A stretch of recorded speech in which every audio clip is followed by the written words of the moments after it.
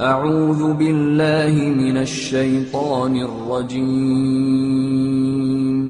وإذا أنعمنا على الإنسان أعرض ونأى بجانبه وإذا مسه الشر كان يئوسا قل كل يعمل على شاكلته فربكم أعلم بمن هو أهدى سبيلا ويسألونك عن الروح قل الروح من أمر ربي وما أوتيتم من العلم إلا قليلا رب اشرح لي صدري ويسر لي أمري واحلل عقدة من لساني يفقه قولي فالحمد لله والصلاة والسلام على رسول الله وعلى آله وصحبه أجمعين. السلام عليكم ورحمة الله وبركاته. ইনশাআল্লাহ আজকের ছোট আলোচনায় আমি আপনাদেরকে সূরা ইসরার 3টি আয়াত নিয়ে বলবো। এটি হলো কোরআনের 17তম সূরা। আজকের আয়াতগুলো হলো 83, 84 এবং 85। সূরা ইসরার 3টি আয়াত নিয়ে বলবো। আল্লাহ বলেন, আমরা যখন মানুষের উপর অনুগ্রহ বর্ষণ করি তখন মানুষ তা অবহেলা করে। আল্লাহ আসলে বোঝাতে চাইছেন, মানুষ যখন আল্লাহর কাছ থেকে অনেক উপহার পায় তখন তারা ভাবতে শুরু করে যে এগুলো তাদের প্রাপ্য ছিল, এগুলো পাওয়া তাদের অধিকার, বা এগুলো তাদের নিজেদের অর্জন। তাদের প্রাপ্য ছিল, তাদের অধিকার, নিজেদের অর্জন। তারা আসলে ভুলে যায় যে এগুলো আসলে ছিল তাদের প্রতি আল্লাহর অনুগ্রহ। বরং তারা নিজেদেরকেই কোনো না কোনোভাবে এগুলোর দাবিদার ভাবতে শুরু করে। ও আনা বিজানিবিহি, এবং সে মুখ ঘুরিয়ে নেয়।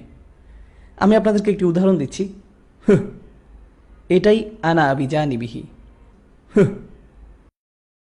যখন কেউ তাদেরকে বলে যে আল্লাহ তোমাকে অনেক অনুগ্রহ করেছেন, তারা বলে এটাই আক্ষরিকভাবে কোরআনের ভাষায় তুলে ধরা হয়েছে। এটাই তারা করে থাকে। তারা আল্লাহর অনুগ্রহ নিয়ে বাড়াবাড়ি করে এবং তারা ভুলে যায় যে এটা ছিল তাদের জন্য অনুগ্রহ। ও ইদা মাশাহুশার, এবং যখন তারা ক্ষতির সম্মুখীন হয়, কানা ইয়াউসা, তারা পুরোপুরি হতাশ হয়ে যায়, দুঃখ ভারাক্রান্ত হয়ে বলে, আল্লাহ আমার সাথে কেন এমন করছেন? কেন আমার সাথে এমন হচ্ছে? আমি কি এমন করেছি? যখন ভালো কিছু হয় এটা আমার প্রাপ্য ছিল, এটাই আমার প্রাপ্য ছিল, কিন্তু যখন খারাপ কিছু ঘটে তখন এটা আমার প্রাপ্য ছিল না। আল্লাহ আমার সাথে এমন করেছেন। তাদের মন এতটাই জটিল। ছোট একটা সাইড নোট, এই আয়াতের একটি গুরুত্বপূর্ণ দিক হলো আদবের শিক্ষা। কিভাবে আমরা আল্লাহকে নিয়ে চিন্তা করব, কিভাবে আমরা তাকে নিয়ে কথা বলবো। এবং আপনারা সবাই জানেন, একজন মানুষ কিভাবে কথা বলে তা আসলে প্রকাশ করে যে সে কিভাবে চিন্তা করে। যখন অনুগ্রহের কথা বলা হলো তখন আল্লাহ বলেন ওয়া ইযা আনআমনা, অতীতকালকে বোঝাচ্ছে। আনআমনা এখানে কে কাজটি করেছে? এটা হলো দামির মুস্তাদির তাকদিরুহু নাহনু, আসলে এটা আল্লাহকে বোঝাচ্ছে। কিন্তু যখন বলা হলো ওয়া ইযা মাশাহুশার, যখন অনুগ্রহের কথা বলা হলো তখন কে অনুগ্রহ করেছেন? আল্লাহ। কিন্তু যখন ক্ষতির কথা বলা হলো, আল্লাহ বললেন মাসা হুয়া মাসা, আর ক্রিয়াটি হলো আশাররু, যখন তাকে ক্ষতি আঘাত করলো। অন্যভাবে বলতে গেলে আল্লাহ নিজেকে ক্ষতি শব্দটি থেকে দূরে রাখলেন। তাই আল্লাহ বলেননি যখন আমরা তাকে ক্ষতি দিয়ে আঘাত করলাম অথবা যখন আমরা তার ক্ষতি করলাম, কিন্তু তিনি তা করেননি। তিনি নিজেকে এর সাথে উল্লেখ করেননি। এটা আসলে আমাদেরকে আমাদের ধর্মের খুব গভীর একটা উপলব্ধি শিক্ষা দিচ্ছে। কারণ সবকিছুর শেষে আমাদের বিশ্বাস একটাই, সবকিছুই আল্লাহর পক্ষ থেকে। যখন কারো অসুখ হয় তাও আল্লাহর পক্ষ থেকে, আবার যখন কেউ ভালো হয়ে যায় সেটাও আল্লাহর পক্ষ থেকেই। এটাই আমাদের বিশ্বাস। কিন্তু তার মানে এই নয় যে আমরা আল্লাহকে নিয়ে এভাবে কথা বলবো। যদিও এটাই বাস্তবতা, কিন্তু আমাদের অবশ্যই কিছু সম্মানের সাথে কথা বলতে হবে। কিন্তু কেন? এটা যদি সত্য হয় তাহলে সমস্যা কি? কেন একে সম্মানের সাথে বলতে হবে? এটাও একটা গুরুত্বপূর্ণ শিক্ষা। আল্লাহ আমাদেরকে শিক্ষা দিচ্ছেন এমনভাবে যেন সকল মানুষ তা বুঝতে পারে। একজন পরিপক্ক ইমানদার এটা জানে যে যখন ভালো কিছু ঘটে তখন তো তা ভালোই, কিন্তু যখন খারাপ কিছু ঘটে তখনও তা ভালোর জন্যই হয়। আর এই সব কিছুই পরীক্ষার অংশ। এটাই হলো ইমানের পরিপক্কতা। কিন্তু যারা এখনো তাদের ইমানের ব্যাপারে পুরোপুরি পরিপক্ক হয়নি, তাদেরকে যদি বলেন যে যখন খারাপ কিছু হয় তা আল্লাহর পক্ষ থেকেই হয়, তখন তারা এই ব্যাপারে কিভাবে চিন্তা করে? তারা ভাবে আল্লাহ আসলে খারাপ কিছু করেছেন এবং ইচ্ছা করেই করেছেন, কারণ তারা এর চেয়ে বেশি ভাবতে পারে না। তাই আল্লাহ এমনভাবে বলেছেন যেন যে এটা নিয়ে গভীরভাবে চিন্তা করবে সে তো এটা বুঝবেই, কিন্তু যে গভীরভাবে যাবে না সেও এটাকে ভুল বুঝবে না। যখন তাকে ক্ষতি স্পর্শ করলো, আল্লাহ বলেননি যখন আল্লাহ তার ক্ষতি করলো। আল্লাহ এভাবে বলেননি, কারণ যার চিন্তার গভীরতা কম সে এটা শুনেই ভুল বুঝত। আল্লাহ আসলে ভুলটি শুধরে দিচ্ছেন এভাবে, যখন তাকে ক্ষতি স্পর্শ করলো সে সম্পূর্ণরূপে হতাশ হয়ে গেল। ইয়াইস আসলে মুবালাগা, এর অর্থ হলো বিষণ্ণ হওয়া। অত্যাধিক বিষণ্ণ হওয়া। এমন কিছু লোক আছে যারা সাফল্য পেয়ে অভ্যস্ত, তারা 100 পেয়ে অভ্যস্ত, তারা রেসে জিতে অভ্যস্ত, খেলাধুলাতে ভালো, সব কিছুতেই তারা প্রথম হয়, তারা সবসময় তাদেরকে যা বলা হয় তা করে, ইত্যাদি ইত্যাদি। এরপর কোনো একবার তারা হয়তো সফলতা পেল না, তখন তাদের সাথে কি হয়? এই ধরনের লোকদের জন্য ব্যর্থতা বা ক্ষতি মেনে নেওয়া খুবই কষ্টকর। যারা সবসময় চাপের মধ্যে থাকে, যেমন ধরুন পরিবারের চতুর্থ বা পঞ্চম সন্তান, তাদের কাছে এটা কোনো ব্যাপারই না। অথবা ধরুন পরিবারের সবচেয়ে ছোট সন্তানের কথা, আমার সবচেয়ে ছোট সন্তানকে নিয়ে আমি চিন্তায় থাকি, কারণ সে সব কিছুতেই পার পেয়ে যায়। কারণ যতক্ষণে ছোট সন্তানটির সময় আসে ততক্ষণে পিতামাতার পুলিশি কর্মকাণ্ড বন্ধ হয়ে যায়। আমি প্রায় আমার বাবা মাকে আমার ছোট বোনের কথা বলি, তারা আমাদের উপর খুবই কঠোর ছিলেন, কিন্তু আমার ছোট বোনটির কোনো কিছুই যেন তাদের চোখে পড়ে না। মা, কি হলো? আমাদের সাথে তো এমন করা হতো না, তাহলে ওর জন্য কেন এমন? আরে থাক না, ও তো ছোট মানুষ, বাদ দাও, ও খুবই ছোট। আরে ও মোটেই ছোট না। তো লোকদের সাথে কি হয়? তারা বকে যায়। অনুগ্রহ মানুষকে বকে দিতে পারে, তাই অল্প কিছু না পেলেই তারা অনেক হতাশ হয়ে যায়, পুরোপুরি হতাশ হয়ে যায়। আল্লাহ আমাদেরকে শিক্ষা দিচ্ছেন অনুগ্রহ আর খারাপ সময় নিয়ে। দুনিয়াতে আমাদের সবাইকে সীমিত পরিমাণ নিয়ামত দেয়া হয়েছে, একই সাথে সীমিত খারাপ সময়ও বরাদ্দ করা হয়েছে। আবার আল্লাহ আমাদেরকে রিজিকও নির্ধারণ করে রেখেছেন, যেমন আমাদের টাকা পয়সা, আমাদের বন্ধু বান্ধব, আমাদের পরিবার, সন্তান সন্ততি সহ আমাদের জীবনের ভালো যা কিছু আছে তার সবই আমাদের রিজিকের অন্তর্ভুক্ত। দুনিয়াতে আমাদের সবাইকে সীমিত পরিমাণ নিয়ামত দেয়া হয়েছে, আমাদের জীবনের ভালো যা কিছু আছে তার সবই আমাদের রিজিকের অন্তর্ভুক্ত। এবং আমাদের জীবনে এসব জিনিসের পরিমাণ অসীম নয়, অসীম পরিমাণ শুধু আপনি জান্নাতেই পাবেন। এই পৃথিবীতে সবকিছুই সীমিত, আর এই সবকিছুই আপনার জন্য বরাদ্দ করা আছে। এছাড়াও এই জীবনে আপনাকে সীমিত সংখ্যক পরীক্ষারও সম্মুখীন হতে হবে। আপনার জন্য যা বরাদ্দ হয়েছে তার চেয়ে আল্লাহ কোনো কিছু আপনাকে কম বা বেশি দিবেন না। এই জীবনে আপনার ভাগ্যে কি আছে তা ইতিমধ্যে নির্ধারিত হয়ে আছে।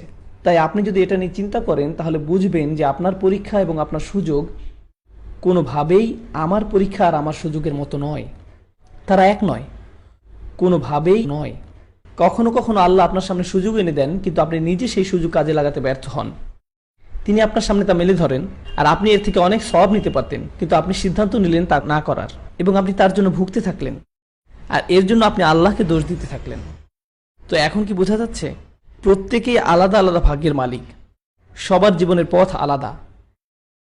তাহলে প্রশ্ন হতে পারে, কেন সবার পথ এক নয়? সবাইকে একই পরীক্ষা দিলেই তো বরং সামঞ্জস্য বেশি হতো। ঠিক পরের আয়াতটিতেই এই প্রশ্নের উত্তর দেয়া আছে। তিনি বলেন, কুলকুল্লু ইয়ামালু আলা শাকিলাতিহি। এর অর্থ হলো তাদেরকে বলুন প্রত্যেকের উচিত চেষ্টা করা। যখন মুদারে সিফার মতো কাজ করে, এর দ্বারা চেষ্টা করা বোঝায়। প্রত্যেকেরই তাদের শাকিলা অনুযায়ী চেষ্টা করা উচিত। শাকিলা মানে কি? আরবিতে শাকিলা বলতে কোনো কিছুর গঠন বা প্রকৃতি বোঝায়। এই ক্ষেত্রে আপনি আকার বা সামর্থ্য ভাবতে পারেন। সাইকোলজির ভাষায় আপনি একে অবচেতন মন বলতে পারেন, যা আপনার ভিতরে দিয়ে দেয়া হয়েছে। কেউ খুবই রসিক, আবার কেউ খুব সিরিয়াস, যা আপনার ভিতরে দিয়ে দেয়া হয়েছে। কেউ বিজ্ঞান পছন্দ করে, কেউ সাহিত্য, কেউ শিল্পমনা, আবার কেউ জানেই না সে কি চায়, কিন্তু তারা মজা করতে জানে। সাইকোলজির ভাষায় আপনি একে অবচেতন মন বলতে পারেন, যা আপনার ভিতরে দিয়ে দেয়া হয়েছে। এক একজনের ব্যক্তিত্ব এক এক রকমের, বা বলতে পারেন মানুষের শাকিলাত বিভিন্ন রকমের। আল্লাহ আসলে বলছেন যে প্রত্যেকের উচিত প্রথমে এটা বোঝা যে আল্লাহ তার ভিতরে কি দিয়েছেন, এবং তারপর সেই অনুযায়ী কাজ করা। শাকিলা শব্দটির শেষে তামাল বুতাটি খেয়াল করেছেন? এটা আসলে শব্দটিকে প্রত্যেকের জন্য আলাদাভাবে প্রযোজ্য এমন বোঝাচ্ছে। কোনো দুইজনের শাকিলা এক নয়। আল্লাহ বিভিন্ন জনকে বিভিন্ন রকমের ব্যক্তিত্ব দান করেছেন, তাই প্রত্যেকেরই উচিত তাদের নিজেদের ব্যক্তিত্বকে যথাসম্ভব বোঝা, এবং সেই অনুযায়ী তাদের সামনে যে সুযোগ আছে তা কাজে লাগানো, এবং তাদের নিজেদের মধ্যে যে সীমাবদ্ধতা আছে সেটাকে অতিক্রম করা। এটা ব্যক্তিগত পর্যায়ে অবশ্যই গুরুত্বপূর্ণ, কিন্তু এর গুরুত্ব এতই বেশি যে আল্লাহ কোরআনের অপর এক জায়গায় একে জাতীয় প্রেক্ষাপটেও ব্যবহার করতে বলেছেন। এটা ব্যক্তিগত পর্যায়ে অবশ্যই গুরুত্বপূর্ণ। আপনারা জানেন কোরআনে জাতির নাম হিসাবে এসেছে ওয়াজআল্লাকুম শুউবা ওয়া ক্বাবাইলা লিতাআরুফু। শৌবান এসেছে শাআব বা শুআব থেকে, এবং প্রাচীন আরবিতে এর অর্থ হলো ফাটল, যেমন দেয়ালে দেখা যায়। কোন একটি ত্রুটি হলো একটি শাব। এটা যেন বোঝাচ্ছে যে প্রতিটি জাতির মধ্যে অনেক ভালো গুণের পাশাপাশি কিছু খারাপ দিকেরও অধিকারী, ভালো গুণের পাশাপাশি কিছু খারাপ দিকেরও অধিকারী। এবং এই জাতিগুলোর এক জাতিকে আরেক জাতির সাথে মিশতে হবে যেন তারা একে অপরের ভালো দিকগুলো শিখতে পারে। কারণ যা এক জাতির জন্য দুর্বলতা তা আরেক জাতির জন্য শক্তি, আবার আরেক জাতির জন্য যা শক্তি তা আরেক জাতির জন্য দুর্বলতা। যেমন আমাদের সংস্কৃতিতে কিছু জিনিস আছে মন্দ, তাই আমাদের উচিত অন্য জাতির কাছ থেকে তা শুধরে নেওয়া। যেমন আমাদের খাদ্যাভ্যাস খুবই খারাপ, তাই আমাদের শেখা উচিত অন্য জাতির কাছ থেকে যাদের খাদ্যাভ্যাস আরও স্বাস্থ্যকর, যাদের 70 বছরের বয়স্করা হেঁটে বেড়ায় আর আমাদের 40 বছরের বয়স্করা লাঠিতে ভর দিয়ে চলে। তো হতেই পারে আমাদের মধ্যে কিছু কমতি আছে যা আমাদের অন্যদের কাছ থেকে শিখতে হবে। এটাই জাতীয় পর্যায়ে। একইভাবে ব্যক্তিগত পর্যায়েও কেউ যদি তার নিজের সীমাবদ্ধতা বুঝতে পারে, তাহলে তারা এমন মানুষের সাথে মিশতে পারে বা বন্ধুত্ব করতে পারে যারা তাদের এই দুর্বলতাকে ঠেকে রাখবে। তারা তার সীমাবদ্ধতা বুঝতে পারবে এবং সে অনুযায়ী তাদেরকে রক্ষা করতে পারবে। যদি আপনি আপনার নিজের চারপাশে শুধু এমন লোকদের নিয়ে রাখেন যারা আপনার মতো একই বিষয়ে দুর্বল, যেমন আপনার যদি মজা করার উপরে কোনো নিয়ন্ত্রণ না থাকে, এবং আপনি এমন বন্ধু জোগাড় করলেন যাদেরও আপনার মতো নিজেদের উপরে কোনো নিয়ন্ত্রণ নেই, তাহলে আপনাদের দ্বারা ভালো কিছু হবে না। ভালো কিছু হবে এমনটা আশা করা যায় না। দলে এমন একজনের থাকা উচিত যে বলবে যে দেখো যথেষ্ট হয়েছে, এখন থামা উচিত। আপনার কি বুঝতে পারছেন আমার কথা? আর এমন যদি হয় যে আপনি খুব সিরিয়াস আর আপনার বন্ধুরাও খুবই সিরিয়াস, তাহলে জীবন খুবই হতাশাজনক মনে হবে। আপনার কি বুঝতে পারছেন আমার কথা? এমন কারো থাকা উচিত যে মাঝে মাঝে মজা করবে। কুল কুল্লু ইয়ামালু আলা শাকিলাতিহি। আসুন এখন দেখি আল্লাহ আপনার কাছে কি আশা করেন। প্রত্যেকের উচিত অভিযোগ করার পরিবর্তে, অথবা যখন ভালো কিছু ঘটবে তখন খুশি, আর যখন খারাপ কিছু ঘটবে তখন মন খারাপ করার পরিবর্তে এমন চিন্তা করা উচিত যে প্রত্যেকের ভাগে নিজ নিজ ভালো ও খারাপ আছে, আর এ থেকে আপনাকে যথাসম্ভব বেশি করতে হবে নিজের ব্যক্তিত্ব অনুযায়ী। ফারাব্বুকুম আলামু বিমান হুয়া আহদা সাবিলান। আপনার প্রভু অবশ্যই জানেন কাকে বেশি পথের হদিস দেয়া হয়েছে। তিনি বলেননি আসসাবিলা, বরং বলেছেন সাবিলান, যাকে বলা হয় তামিজ, যা বলতে যে কোনো একটি রাস্তা বোঝায়, যা বলছে যে আমাদের প্রত্যেকের পথ হবে ভিন্ন আমাদের শাকিলাতের উপর নির্ভর করে। এ ব্যাপারটা আসলে নতুন আরেকটি প্রশ্ন নিয়ে আসছে। এই বিভিন্ন রকমের ব্যক্তিত্ব কোথা থেকে আসলো? কেন আমাদের স্বভাব বিভিন্ন রকমের? যেমন সাইকোলজিতে যমজ বাচ্চাদের নিয়ে গবেষণা করা হয়। একজনের পছন্দের রং নীল, আরেকজনের বেগুনি। গবেষকরা কোনোভাবেই বুঝতে পারেন না জিনগতভাবে সব একই হওয়া সত্ত্বেও কেন তাদের স্বভাব আলাদা। কেউ কেউ বলেন ব্যক্তিত্ব হলো জিন এবং পরিবেশের মিলিত প্রভাব, পরিবেশ ও প্রতিপালন। কিন্তু তারা এটা ব্যাখ্যা করতে পারেন না যে তাদের প্রকৃতি জিনগতভাবে এবং তারা একই পরিবেশে বড় হয়েছে, মানে পরিবেশ ও প্রতিপালন একই, কিন্তু তারপরে দেখা যায় একজন সাইকেল পছন্দ করে তো আরেকজন নৌকা, একজন খেলাধুলা পছন্দ করে তো আরেকজন শুধুই দাবা। এটা ব্যাখ্যা করা যায়নি যে কিভাবে যমজ বাচ্চাদের মধ্যে এটা হয়, অথচ আল্লাহ এই প্রশ্নের উত্তর দিয়ে দিয়েছেন। আল্লাহ বলেন তোমাদের ভিতরে রহস্যময় কিছু একটা আছে। এর পরের আয়াতটি হলো ওয়ায়াসআলুনাকা আনির রূহ কুলির রূহু মিন আমরি রব্বি। তারা আপনাকে রূহ বা মানুষের প্রকৃতি নিয়ে প্রশ্ন করে। একটা কথা বলে নেই, রূহ আরবিতে খুবই আকর্ষণীয় একটি শব্দ। এর সম্পর্ক হলো রাওহ এর সাথে, যেমন ফারাউহু ওয়া রায়হান, আনন্দ, প্রশান্তি, সন্তুষ্টি। আমাদের মধ্যে এমন কিছু একটা আছে যা আমাদের প্রশান্তি বা আনন্দ দান করে, আর আমাদের প্রত্যেকের জন্যই তা ভিন্ন, আর আমরা এর ব্যাপারে খুব সামান্য জানি। আল্লাহ বলেন তারা আপনাকে রূহ নিয়ে প্রশ্ন করে, তাদের বলুন রূহ হলো আমাদের প্রভুর নির্দেশ মাত্র, মিন আমরি রব্বি। শাহ ওয়ালিউল্লাহ দেহলভী রহমতুল্লাহ আলাইহি যুক্তি দিয়েছেন যে আল্লাহর কর্মকাণ্ড আসলে দুটি ক্ষেত্রে প্রসারিত, আলামুল খালক এবং আলামুল আমর। আলামুল খালক হলো সৃষ্টি জগৎ, আর অপরটি হলো নির্দেশনার জগৎ। তিনি আসলে বোঝাতে চেয়েছেন যে আল্লাহ এই বিশ্ব সৃষ্টি করেছেন যা কিছু নিয়ম দ্বারা পরিচালিত হয়, যেমন এটা সময় দ্বারা পরিচালিত হয়। যেমন একটা বীজ বপন করলে তার সাথে সাথে বৃক্ষে পরিণত হয় না, এর একটা পদ্ধতি আছে। একটা শিশু রাতারাতি পূর্ণবয়স্ক হয়ে যায় না, এটা একটা সময় সাপেক্ষ প্রক্রিয়া। আর এটাই হলো সৃষ্টি জগৎ, এর একটা পদ্ধতি আছে। আল্লাহ এর সবকিছু এমনভাবে তৈরি করেছেন যেন সবকিছু একটা প্রক্রিয়ার অধীন। কিন্তু আলামুল আমর বা নির্দেশনার জগৎ নামেও একটা জগৎ আছে, যেখানে আল্লাহ কোন একটি নির্দেশ দেন আর তার সাথে সাথে পরিপূর্ণভাবে আবির্ভূত হয়। যেমন ফেরেশতারা হলো আলামুল আমরের অন্তর্গত, তেমনি রূহ হলো আলামুল আমলের অন্তর্গত, কোরআন হলো আলামুল আমরের অন্তর্গত।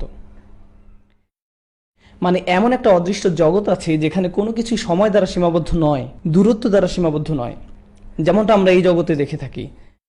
তারা এমন কোনো প্রক্রিয়ার অধীনে নয় যেমনটা আমরা চিন্তা করি। আলামুল আমরের নিজস্ব সক্রিয়তা আছে যা আল্লাহ নির্দেশের সমষ্টি। তাই যখন আমরের কথা বলা হয় ইন্নামা আমরুহু ইযা আরাদা শাইআন আন ইয়াকুলা লাহু কুন ফায়াকুন, কুন ফায়াকুন। যখন তিনি নির্দেশ দেন সাথে সাথেই তা আবির্ভূত হয়, তাৎক্ষণিকভাবে। এটাই আল্লাহর আমরের জগৎ। আর এই দুইটি জগৎকে মনে হয় যেন আলাদা। মানুষ হিসাবে আমাদের দৈহিক বৃদ্ধি হলো আলামুল খালক, আর আমাদের আত্মিক পূর্ণতা হলো আলামুল আমর থেকে। নবী সাল্লাল্লাহু আলাইহি ওয়াসাল্লাম মানুষকে শিক্ষা দিতেন, এই শিক্ষা কোথা থেকে আসতো? আলামুল আমর থেকে। তারা যে অলৌকিক নির্দেশনা দেখাতেন আলামুল খালকের নিয়মের বিরুদ্ধে, কারণ তা ছিল আলামুল আমর থেকে। যেমন ইব্রাহিম আলাইহিস সালামের ক্ষেত্রে আগুন তাকে স্পর্শ করেনি, এটাই ছিল আলামুল আমর। আর আল্লাহ বলছেন যে আপনার রূহ, যে আপনার ভিতরে আছে, আসলে আমরের অংশ। কুলির রূহ আমরি রব্বি, এটা আমার প্রভুর আমর থেকে। আমরা আসলে ফেরেশতাদের সম্পর্কে কতটুকু জানি আমরের জগৎ সম্পর্কে? কিছুই না। আল্লাহ আমাদেরকে যতটুকু বলেছেন তাই আমরা জানি। এছাড়া এটা পুরোপুরি আমাদের জন্য অজানা এক জগৎ। তার মানে আমরা এই শিখলাম যে আপনার আমার মধ্যে এমন কিছু আছে যা আমরের প্রকৃতি নির্ধারণ করে, অথচ আমি এ ব্যাপারে কিছুই জানি না। ওমা উতিতুম মিন ইলমি ইল্লা কলিলা, তোমাদের জ্ঞানের খুব অল্প অংশ দেয়া হয়েছে। আল্লাহ আমাদেরকে যতটুকু বলেছেন তাই আমরা জানি। আমাদের মধ্যে এমন শক্তিশালী কিছু একটা আছে যে আমরা নিজেরাও এর সম্পর্কে জানি না। এভাবে চিন্তা করুন, আমাদের মস্তিষ্ক, এটা কিন্তু রূহ নয়। এখানে খুব সূক্ষ্ম পরিসরে বৈদ্যুতিক সংকেতের মধ্য দিয়ে সবকিছু পরিচালিত হয়। একবার চিন্তা করুন, এই মস্তিষ্ক নিয়ে বিজ্ঞানীরা আসলে কতটুকু জানেন? এত বছরের গবেষণার পরেও তারা বলে থাকেন আমরা প্রায় কিছুই জানি না, আমরা মাত্র এটা বুঝতে শুরু করেছি। আর এই মস্তিষ্ক আসলে কিসের অংশ? আলামুল খালক। তাহলে আমরা কিভাবে আলামুল আমর নিয়ে বা রূহ নিয়ে জানব? তাই আল্লাহ আমাদের শিক্ষা দিচ্ছেন যে আমাদের অভিযানে নামতে হবে। যতই আপনি বরাদ্দ অনুযায়ী কাজ করবেন, ততই নিজের সম্পর্কে আরও জানতে পারবেন। আপনি আসলে কে সেটা আপনি কখনোই জানতে পারবেন না যতক্ষণ আপনি নিজেকে কাজে নিয়োজিত না করছেন। আর আমি এটাই আপনাদেরকে বোঝাতে চাইছিলাম। বর্তমান সময়ের তরুণরা, বিশেষভাবে তরুণরা, তারা বলে যে আমি জানি না আমার কি করা উচিত। উস্তাদ আমাকে বলুন আমার কি করা উচিত, আমি কোন বিষয়ে পড়ব, কোন চাকরি করব। কিন্তু তারা আসলে কিছুই করে না। তারা একজনের কাছ থেকে 30টা উপদেশ নেয়, তারপর আরেকজনের কাছে যায়, সেখান থেকে 40টা উপদেশ নেয়, তারপর আরেকজনের কাছ থেকে 50টা উপদেশ নেয়। এরপর যখন বিভিন্ন লোকের কাছ থেকে অনেক উপদেশ জমা হয়, তখন তারা বলে আমি তো 100 জনের কাছ থেকে 100 রকমের উপদেশ পেয়েছি। অবশ্যই, কারণ আপনি 100 জনের কাছে জিজ্ঞেস করেছেন আর 100 রকমের উত্তর পেয়েছেন, কারণ প্রত্যেক মানুষের মতামত ভিন্ন, তাই তারা ভিন্ন ভিন্ন উপদেশ দিবে। যতক্ষণ না আপনি নিজেকে কাজে নিয়োজিত করবেন, ততক্ষণ আপনি জানতে পারবেন না আপনি আসলে কি। আপনি আপনার শক্তি এবং দুর্বলতা কোনোটাই ধরতে পারবেন না। কোনো কাজ করার আগে ভয় পাওয়া বন্ধ করুন। উদ্যোগ নিতে ভয় পাবেন না, চেষ্টা করতে বা ব্যর্থ হওয়ার ভয় পাবেন না। ব্যর্থতা আসলে আপনার জন্য ভালো।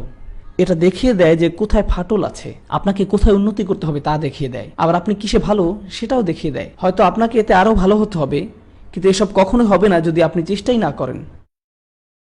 যতক্ষণ আপনি নিজেকে কাজের মধ্যে নিযুক্ত করবেন, আমি চাই আপনারা এভাবে চিন্তা করুন, আমাদের রূহ তো আলামুল আমর থেকে, কিন্তু আল্লাহ আমাদেরকে এই যে জীবন দিয়েছেন যা আমরা কাজে লাগাতে পারি, তা তো অসীম নয়, তাই না? তাই পূর্ণবয়স্ক হওয়া আর ঘুম অথবা বৃদ্ধ হওয়া, যখন আপনি অকর্মণ্য হয়ে যাবেন, এর মধ্যে আমাদের হাতে খুব বেশি সময় নেই নিজেকে আবিষ্কার করার জন্য, নিজেকে কাজে নিবেদিত করার জন্য। তাই নতুন কিছু করতে ভয় পাবেন না।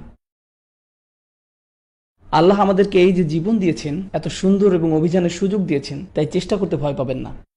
আর আপনারা যে আরবি শিক্ষার সিদ্ধান্ত নিয়েছেন, এটা অবশ্যই ভালো, কিন্তু এটা মাত্র ভ্রমণের শুরু।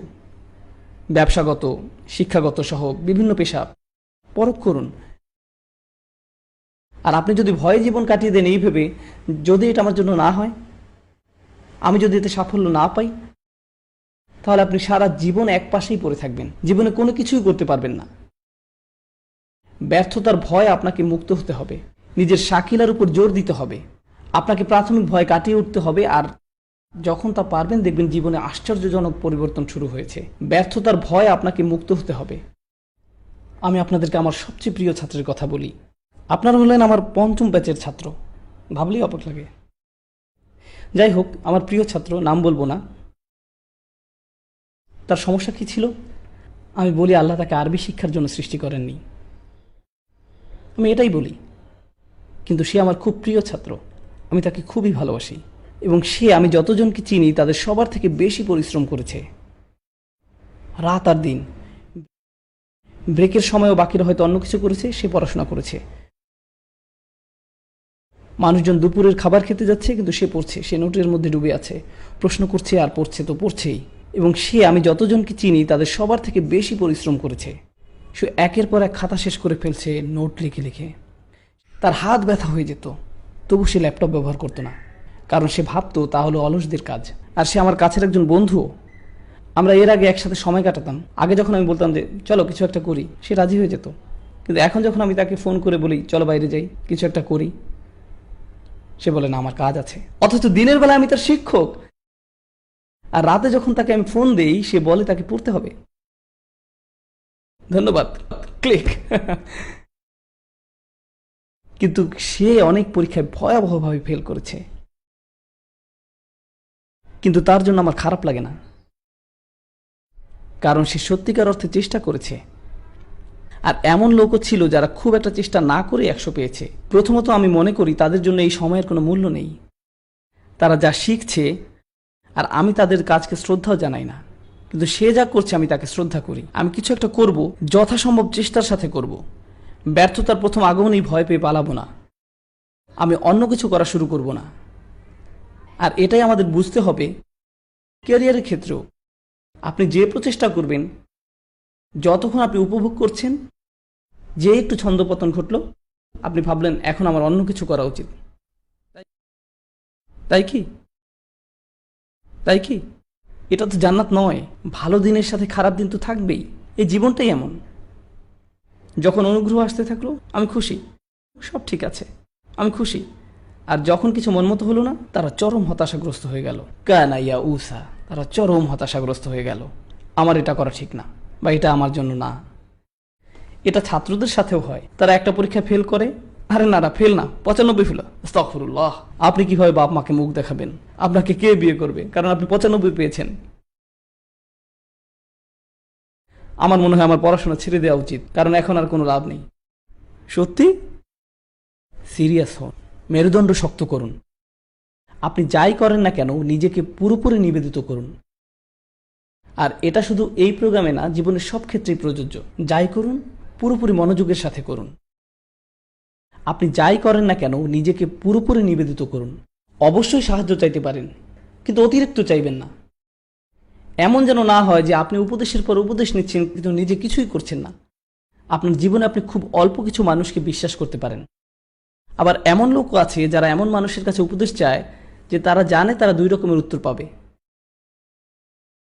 কারণ তারা দ্বিধায় থাকতে পছন্দ করে। তারা একে অজুহাত হিসাবে ব্যবহার করে। সে এটা বলেছে কিন্তু তুমি তো এটা বলেছ। তারপর আপনি যখন কিছু বলবেন তখন তারা বলবে কিন্তু অমুক তো এটা বলেছে, এটা তো আগেই বলা যেত। উপদেশ নেবেন কিন্তু তার যেন উদ্দেশ্য থাকে। আর যাকে বিশ্বাস করেন তার কাছে যান, যেন তোর লোকের কাছে না। আর আপনি যদি তা না করেন তাহলে কি বোঝায় জানেন? প্রথমত আপনার নিজের উপর বিশ্বাস নেই, দ্বিতীয়ত আপনি মানুষকেও বিশ্বাস করেন না। আপনি কেন তাদের জিজ্ঞেস করছেন যেখানে আপনি নিজেই জানেন আপনার সিদ্ধান্ত? আপনার সবার উপদেশ নিতে হবে এমন কোনো কথা নেই। আমার উপদেশ, শেখ উমর সুলাইমানের উপদেশ, শেখ আব্দুল নাসেরের উপদেশ বা যে কারো উপদেশ, আপনি উপদেশ নিয়ে নিজের বুদ্ধি খাটান। আর যখন আপনি সিদ্ধান্ত নিয়েছেন তখন আল্লাহর উপর বিশ্বাস রাখুন আর সামনে এগিয়ে যান। আর এভাবেই আপনি নিজেকে চিনতে পারবেন। আর এটা খুবই গুরুত্বপূর্ণ একটি শিক্ষা যা মুসলিমদের মাঝে আত্মস্থ করা উচিত। আর তাহলে ইনশাআল্লাহ আপনার এবং আপনার সাথে জড়িত অন্যদের জীবনেও আশাতীত পরিবর্তন ঘটবে। بارك الله لي ولكم في القرآن الحكيم ونفعني وإياكم بالآيات والذكر الحكيم والسلام عليكم ورحمة الله وبركاته.